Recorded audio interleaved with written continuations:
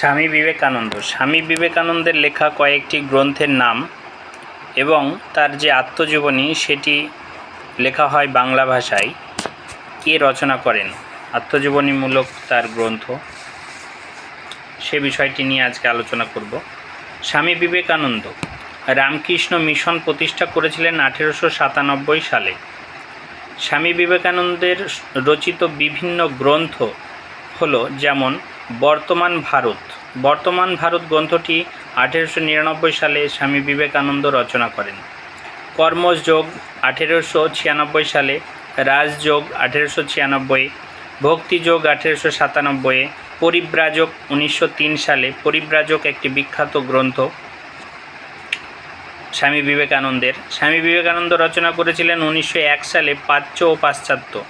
জ্ঞানযোগ 1899 সালে তিনি রচনা করেন। বোধ এছাড়াও যিনি স্বামী বিবেকানন্দের বাণী সম্মিলিত তার আত্মজীবনী গ্রন্থ প্রকাশ করেন, তিনি হলেন স্বামী গম্ভীরানন্দ। তিনি বাংলা ভাষায় তার বিখ্যাত গ্রন্থ